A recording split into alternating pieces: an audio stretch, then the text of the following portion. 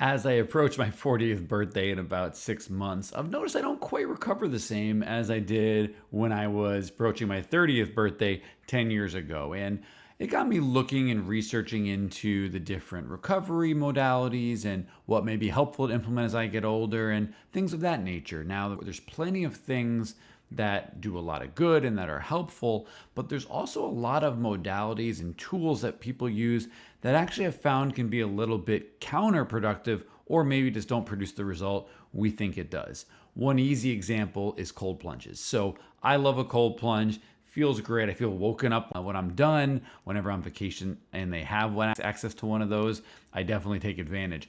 But I've been talking to more and more people who have a routine after they're done working out and they jump right in the cold plunge as part of it.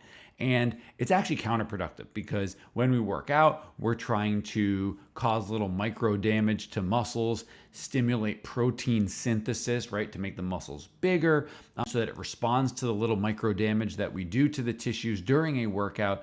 And the cold actually suppresses that. The same can be said for taking medications such as an NSAID, right, non-steroidal anti-inflammatory drug after a workout, Tylenol being a good example. So if you got a little cranky tendon or something like that, and after the workout you think you should take something like that to be able to help mitigate perhaps any damage that you did, it may actually be counterproductive if you're trying to add some muscle mass, give the muscles a good workout, and those sorts of things, because then it actually blunts some of the response you're probably going for. Now, what should we do instead? What actually works? Well, the boring stuff that you probably don't see on social media is where we tend to go with these things. So what we call zone 2, zone 1 or zone 2 recovery workouts help, like light workouts on a bike, for example, where you just get a light little sweat going. You're never out of breath. You can basically breathe through your nose the entire time. That's a good way to know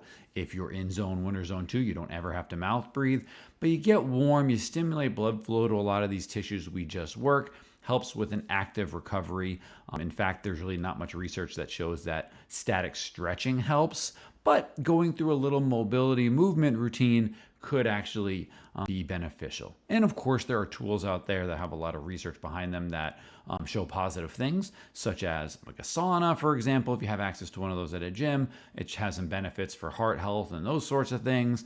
There's even some new research on things like red light therapy and stuff like that. But these are all very minute things, right? This is that 1% that maybe you can play with if you're doing the 99% really, really well, which is the smart exercise, the nutrition, and you're getting your 8 hours of sleep. If you're knocking those all out of the park, then we can move on to those more minute things. But if you haven't, then it may be worth trying to focus on the big three, as we call it, and just making sure with any of the quote unquote recovery modalities that you're trying to implement, that you're doing things that are worth your time, that are effective, and most importantly, aren't being detrimental to what you're trying to do, such as just a couple of the examples that I gave today.